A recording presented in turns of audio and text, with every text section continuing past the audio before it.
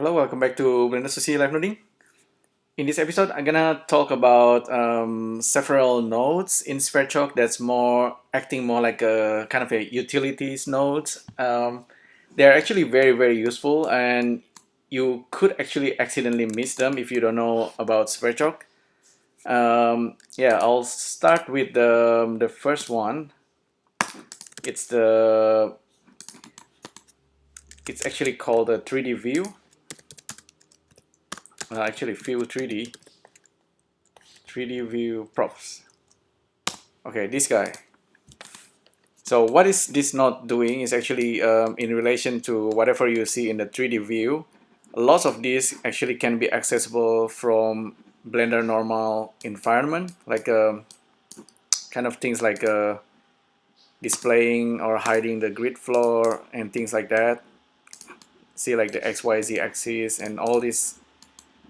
Instead of accessing it from the properties panel here we can use Sverchok nodes, 3D views props.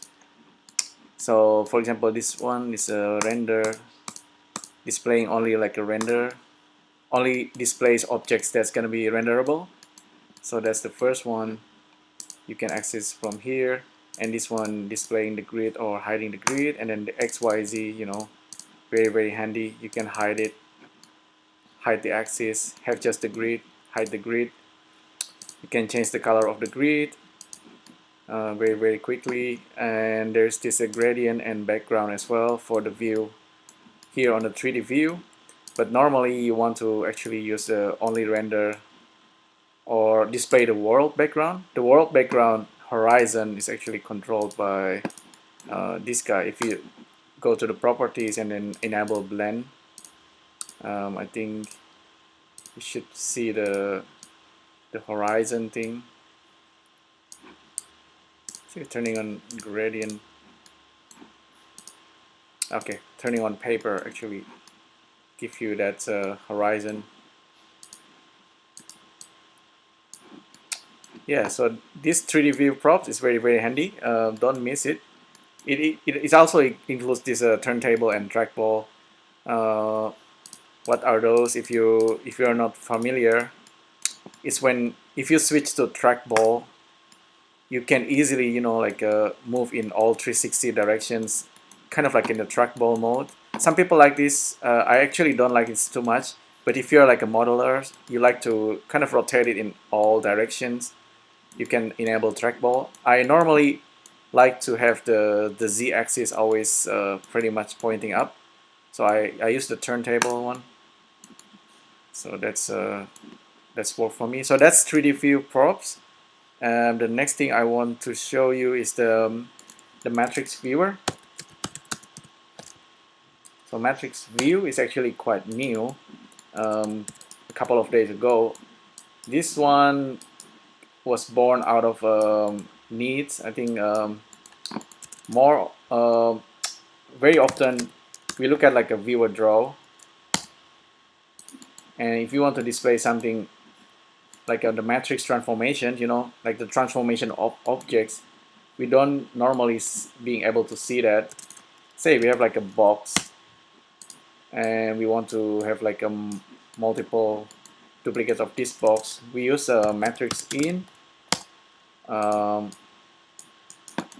maybe like create like random vector, create 10 of them, and then, you know, make it scale the vector a little bit, so we get this. But in order to see the transformations, normally I just cut this and we get the matrix transformation like this, which is kind of okay sometimes, but oftentimes we want to see the matrix without having to cut the box. So that's why we have this matrix view. We can just plug this in, plus any kind of matrix transform into this guy, and you can see some kind of colorations and also the grid. There's this option as well. You can enable simple, turn off the grid, turn off the plane. And actually, I kind of like the plane. Actually, the plane gives you some kind of orientation. Let's say you are like rotating. If you give like random rotations, and you can see the plane, and that's really nice. It's almost like a particle axis in some other 3D package. This one is really useful, and especially if you're also like giving like a random number for the scale, for example. Let's try a vector in, plug these random numbers as a scale, and have random number and make like how many? Let's say we have like 25 now. So you can see which object is actually smaller, which one is larger. You can see it quickly before you actually plug in the matrix to generate the objects. Very handy. So that's a matrix view. There's actually, I think there is a neat feature here. I think the gradient, the color start and the color end, I think that's in relations to the index of the objects being generated. I might be wrong, but if you use like a viewer index, which you already know, I use viewer index a couple of times already. So this guy can display the number, index number of every object. So let's say we plug in the maybe this will work. I'm not sure. Actually, it works. So yeah, the first one, see, the first one is red. I think the last in the index number 25 should be blue. Maybe randomize it. Can you find blue?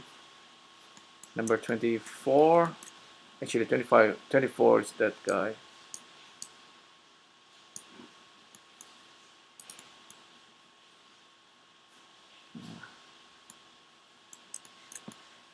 Well, anyway, but the color here from red to blue or from any color start to end is in correspondence of the list index.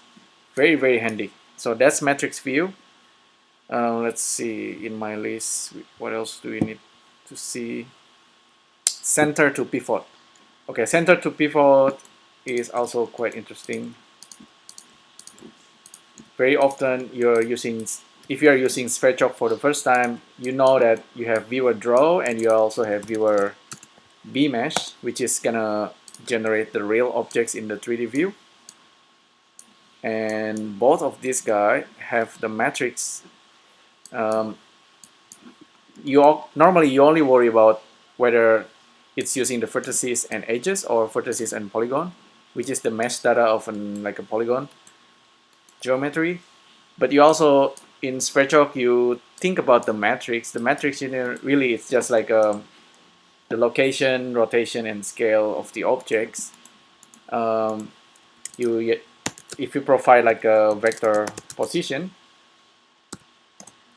just a single vector like that, you plug that in into the matrix, this guy will actually work, correspond to your objects, how it's being positioned.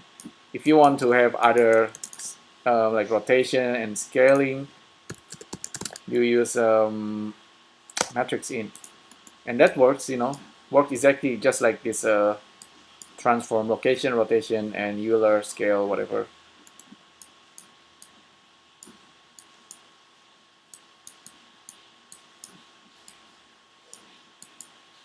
So yeah, that's I guess pretty handy and it's pretty clear. But there's one thing here, 3D cursor. Currently this button is inside vector in.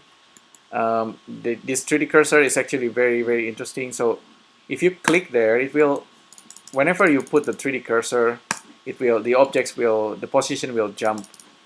This will take the current position of the 3D cursor and the objects will jump to it. So that way you can kind of let's say you want to place an object over there, click on 3D cursor, wait a minute, yeah, click on 3D cursor like that, and it will snap to the 3D cursor and you can bake it, and you can go somewhere else and then you bake it again. So this becoming kind of handy if you want to generate objects based on 3D cursor. I used to hate 3D cursor because I came from other 3D packages, and normally for them, like left click is to select an object, but in Blender right click is to select an object.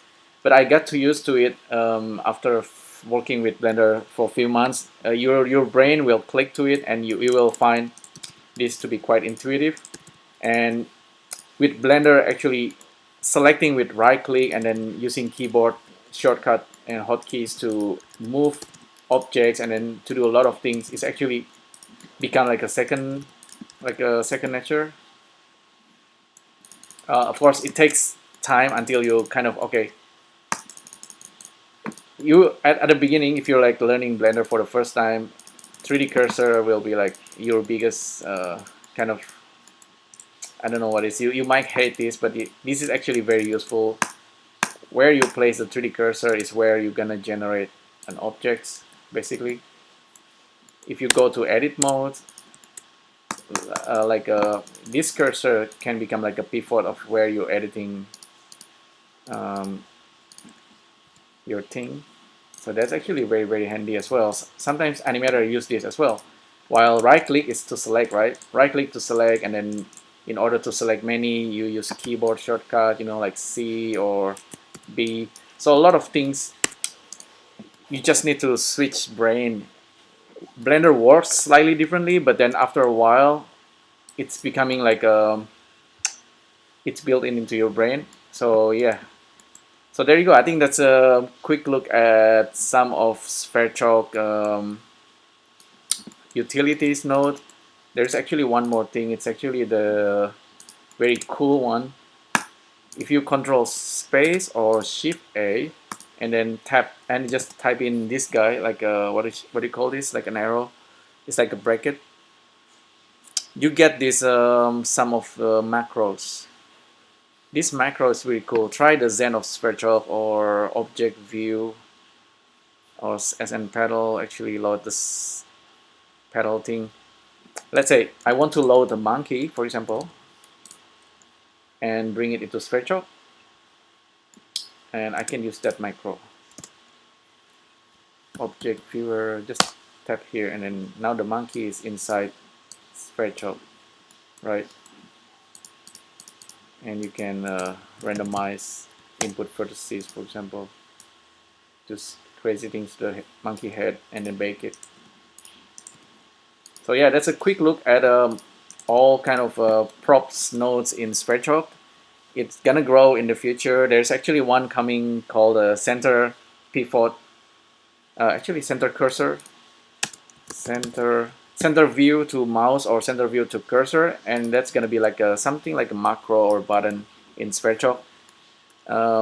It's gonna work together with viewer draw, I think. So keep looking for that, and thanks again for tuning in, and I'll see you in the next video. If you have any question, let me know in the comment section below. Thanks again for tuning in. I'll see you next time.